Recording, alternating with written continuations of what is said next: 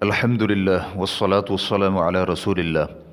बड़ा और वसी घर ख़रीदना कब इसराफ़ में शामिल होता है? सवाल किया गया है। मेरी बीवी हमेशा इसरार करती है कि मैं एक बड़ा घर ख़रीदूं जिसमें स्विमिंग पूल भी हो और बागीचा भी, लेकिन मैं मुसिर हूं कि हम छोटे से घर में रहें, मसलन 3 सोने वाले कमरे का घर जिसमें ज़ायद तफरीही सामान मसलन स्विमिंग पूल और गार्डन ना हो। मुझे ये बताएं कि क्या करना चाहिए। मैं उसे ज़ुहद पर मजबूर नहीं कर सकता, और इस एतबार से कि मैं उसका खावंद हूँ, हमारे इकट्ठे रहने में कोई मफ़र नहीं, और मैं ये भी जानता हूँ कि ज़ुहद इख्तियार न करना तलाक़ को जायज़ नहीं करता।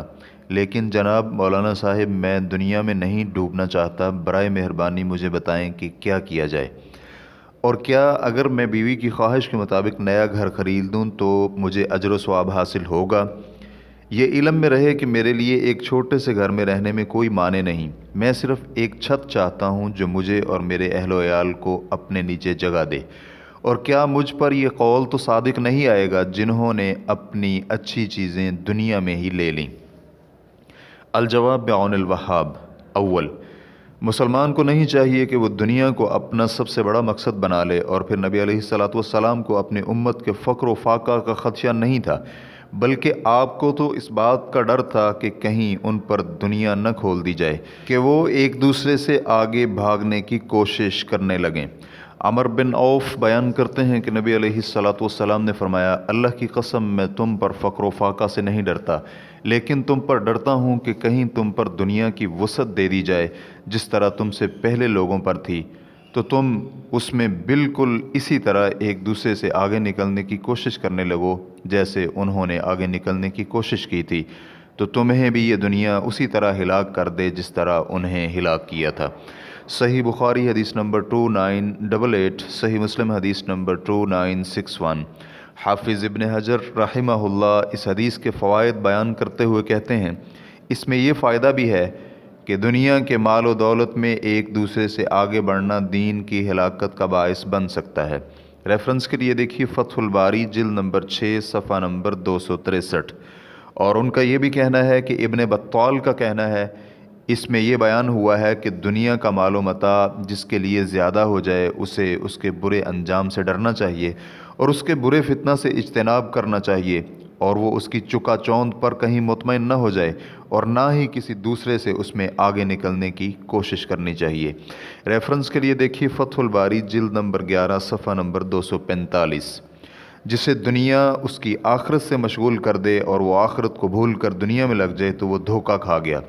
और फिर दुनिया तो एक खेल और तमाशा है, उसमें हमेशा नहीं रहना और ना ही कामिल है, लेकिन उसके मुकाबले में आखिरत तो बेहतर है और हमेशा बाकी रहने वाली है। अल्लाह सुब्हानहू व तआला ने दुनिया की मिसाल उस नबात की दी है जो बढ़ती और ख़ूबसूरत बन जाती है, लेकिन कुछ ही देर में टूट फूट का शिकार होकर भुस बन जाती है जिसे हवा उड़ा कर ले जाती है। लिहाजा इंसान को दुनिया में ना तो बका है और ना ही इस्तिमरार, इसलिए उसका नस्बुल आइन आखिरत होनी चाहिए। अल्लाह सुब्हानहू व तआला फरमाते हैं, जान लो कि दुनिया की ज़िंदगी इसके सिवा कुछ नहीं कि एक खेल है और दिल लगी है और बनाओ संगार है, और तुम्हारा आपस में एक दूसरे पर बड़ाई जताना है और अमवाल और औलाद में एक दूसरे से बढ़ जाने की कोशिश करना है। उस बारिश की तरह है जिससे उगने वाली खेती ने काश्तकारों को खुश कर दिया, फिर वो पक जाती है, फिर तो उसे देखता है कि ज़र्द है, फिर वो चूरा बन जाती है, और आखिरत में बहुत सख्त अजाब है, और अल्लाह की तरफ से बड़ी बख्शिश और खुशनुदी है, और दुनिया की ज़िंदगी धोखे के सामान के सिवा कुछ नहीं। सूरतुल हदीद आयत नंबर 20।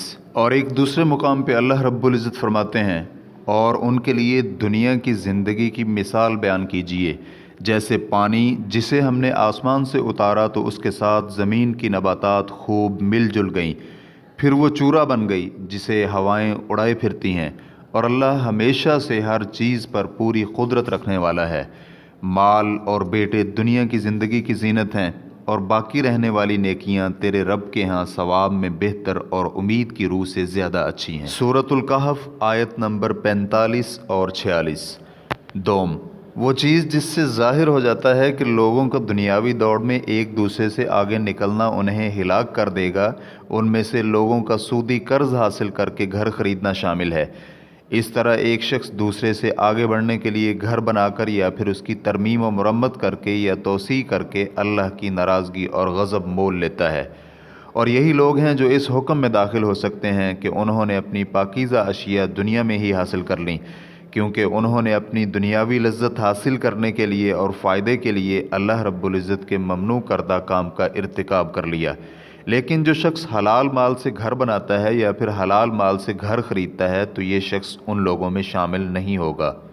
سوم، اس سے ہم یہ جان سکتے ہیں کہ فی ذاتی ہی گھر تعمیر کرنے میں کوئی اجر و ثواب نہیں ہے، وگرنہ تو وہ مالدار لوگ جو کروڑوں روپے کا گھر اور محلات تعمیر کرتے ہیں یہ لوگ جنت میں سب سے اعلیٰ اور اونچے درجے میں ہوتے۔ چنانچہ وہ دینار جو ایک مسلمان شخص اپنا گھر تعمیر کرنے کے لیے خرچ کرتا ہے اس کے مقابلے میں آخرت میں کوئی اجر و ثواب نہیں ملے گا۔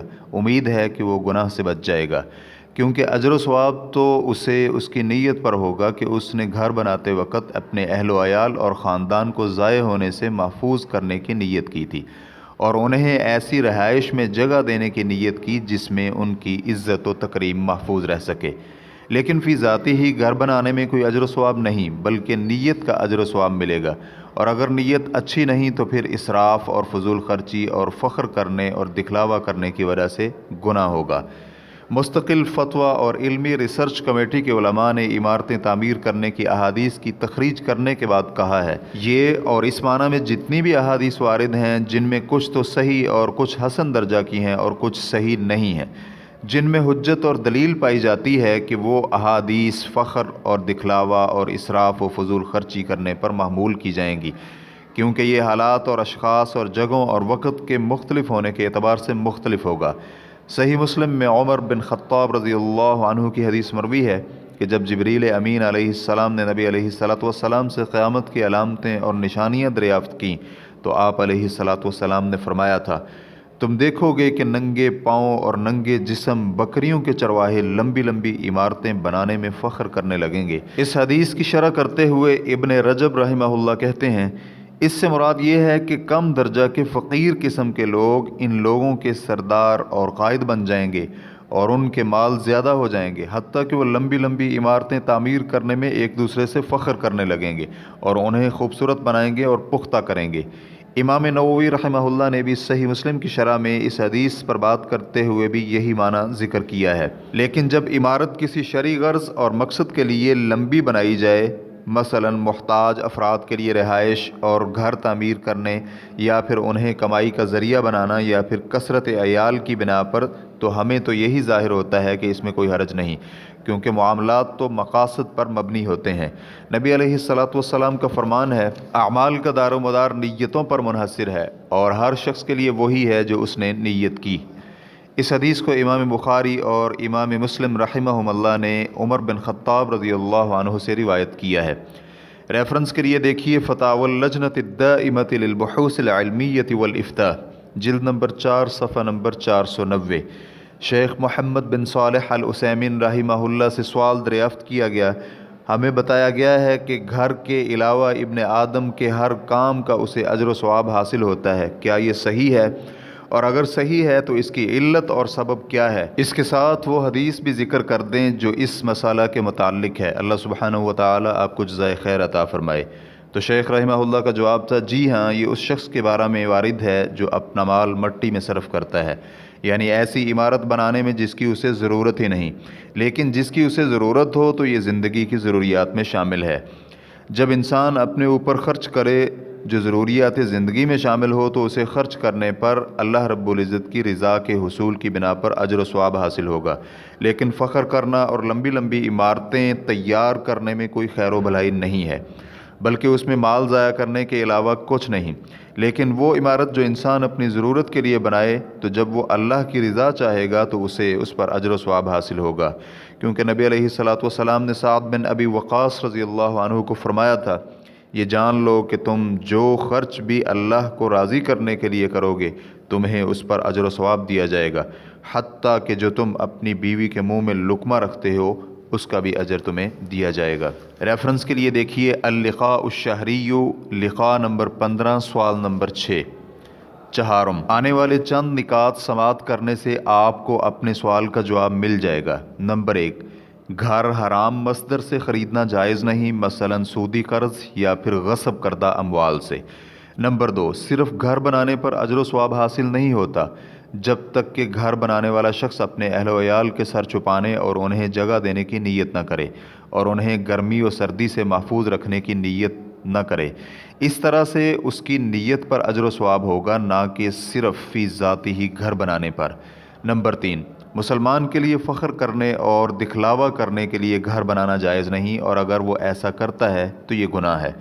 نمبر 4، اس میں کوئی معنی نہیں کہ گھر سوئمنگ پول یا باغیچہ پر مشتمل ہو، لیکن شرط یہ ہے کہ اس میں کوئی اسراف اور فضول خرچی اور اس کے حجم اور قیمت میں مبالغہ نہ کیا گیا ہو۔ اور پھر وسیع گھر تو صاحب بیت کے لیے سعادت کا باعث ہے۔ سعد بن ابی وقاص رضی اللہ عنہ بیان کرتے ہیں کہ رسول اللہ صلی اللہ علیہ وآلہ وسلم نے فرمایا، 4 اشیاء سعادت مندی میں شامل ہوتی ہیں: نیک اور صالح بیوی، وسیع گھر، نیک اور صالح پڑوسی اور اچھی سواری۔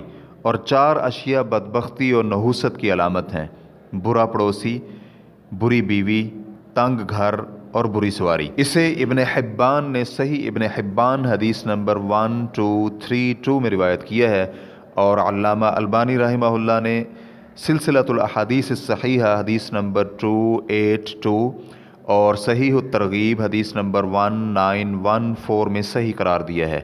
مناوی رحمہ اللہ کہتے ہیں، قولہ صلی اللہ علیہ وآلہ وسلم وسیع مسکن، یعنی اس میں رہنے والے کے لیے وہ کثیر المنافع ہو، اور اشخاص کے مختلف ہونے کی وجہ سے گھر کی وسعت بھی مختلف ہوگی، کیونکہ ہو سکتا ہے کہ وسیع کسی دوسرے شخص کے لیے تنگ ہو، اور اس کے برعکس بہت سارے تنگ گھر کسی شخص پر وسیع ہوں۔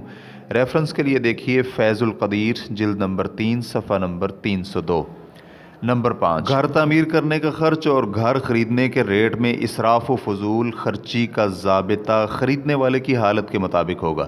مثلا اگر کسی شخص کے پاس 100 ملین ریال ہوں تو اگر وہ 2 ملین ریال کا گھر خریدتا ہے تو اسے اسراف اور فضول خرچ شمار نہیں کیا جائے گا، اور اگر کسی شخص کے پاس مال نہیں بلکہ صرف اس کی تنخواہ ہے جو ہر ماہ لے کر وہ خرچ کرتا ہے، تو اگر وہ شخص گھر تعمیر کرے یا خریدنے میں حد سے تجاوز کرے تو اسے فضول خرچ اور مسرف شمار کیا جائے گا۔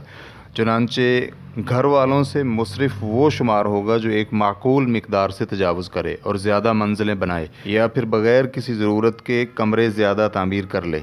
اور فضول خرچ اور مبذر اسے کہا جائے گا جو بغیر کسی ضرورت کے ہی گھر بنا لے، یا پھر اس نے مال میں تساہل سے کام لیتے ہوئے عمارت تعمیر کرنے میں اپنا مال صرف کر لیا۔ شیخ محمد بن صالح العثیمین رحمہ اللہ سے پوچھا گیا، ایک شخص نے 2 ملین ریال کا گھر خریدا اور پھر اس میں 6 لاکھ ریال کا سامان تیار کرایا اور اس کے بعد 3 لاکھ ریال کی گاڑی خریدی، تو کیا یہ شخص مسرف اور فضول خرچ شمار کیا جائے گا یا نہیں؟ اور گھروں کا تحفہ دینے کا حکم کیا ہے؟ برائے مہربانی ہمیں اس بارے میں معلومات فراہم کریں۔ اللہ رب العزت آپ کو جزائے خیر عطا فرمائے۔ تو شیخ رحمہ اللہ کا جواب تھا، الاسراف، حد سے تجاوز کرنا اسراف کہلاتا ہے۔ اللہ سبحانہ و تعالی اپنی کتاب عزیز میں بیان کرتے ہیں کہ اللہ رب العزت اسراف کرنے والوں سے محبت نہیں کرتا، اور جب ہم یہ کہیں کہ حد سے تجاوز کرنا اسراف کہلاتا ہے تو اس طرح اسراف مختلف ہوگا، کیونکہ کسی ایک شخص کے لیے یہ اسراف ہو سکتا ہے اور کسی دوسرے شخص کے لیے اسراف نہیں ہو سکتا۔ چنانچہ جس شخص نے 2 ملین ریال کا گھر خریدا اور اس میں 6 لاکھ ریال کا سامان ڈالا اور پھر 2 لاکھ ریال کی گاڑی خریدی، تو اگر وہ غنی اور مالدار ہے تو مصرف نہیں کہلائے گا، کیونکہ بہت زیادہ غنی اور مالداروں کے لیے یہ بہت آسان چیز ہے۔ لیکن اگر وہ غنی اور مالدار نہیں تو پھر یہ مصرف شمار کیا جائے گا، چاہے یہ لوگوں کے درمیانے طبقہ سے تعلق رکھتا تھا یا پھر فقراء میں شمار کیا جاتا تھا۔ اس لیے کہ بعض فقراء اپنے آپ کو مکمل کرنا چاہتے ہیں تو آپ دیکھیں گے کہ وہ بڑے بڑے محلات خریدتے ہیں اور پھر اس میں بڑی رقم کا سامان ڈالتے ہیں۔ اس کے لیے اس نے ہو سکتا ہے لوگوں سے قرض حاصل کیا ہے، تو یہ غلط ہے۔ لہٰذا 3 قسمیں ہوئیں۔ پہلی قسم، بہت زیادہ غنی و مالدار، تو ہم کہیں گے کہ یہ ہمارے وقت حاضر میں، ہم یہ نہیں کہتے کہ ہر وقت میں، جب وہ 2 ملین ریال کا گھر خریدتا ہے اور اس میں 6 لاکھ ریال کا سامان ڈالے اور 2 لاکھ ریال کی گاڑی خریدے تو یہ مصرف نہیں کہلائے گا۔ دوسری قسم، درمیانے طبقے کا شخص، اس شخص کے حق میں یہ اسراف شمار ہوگا۔ تیسری قسم، فقیر اور تنگ دست، اس کے حق میں یہ بے وقوفی شمار کی جائے گی، کیونکہ وہ اس چیز کے لیے جس کی اسے ضرورت ہی نہیں کس طرح لوگوں سے قرض لیتا پھرتا ہے۔ ریفرنس کے لیے دیکھیے لقاء الباب المفتوح، لقاء نمبر 107، سوال نمبر 4۔ واللہ تعالی اعلم۔ اسلام کیو اے ریکارڈنگز، مؤسسۃ الشیخ محمد صالح المنجد، المملکۃ العربیۃ السعودیہ، فتویٰ نمبر 101903۔ والسلام علیکم ورحمۃ اللہ وبرکاتہ۔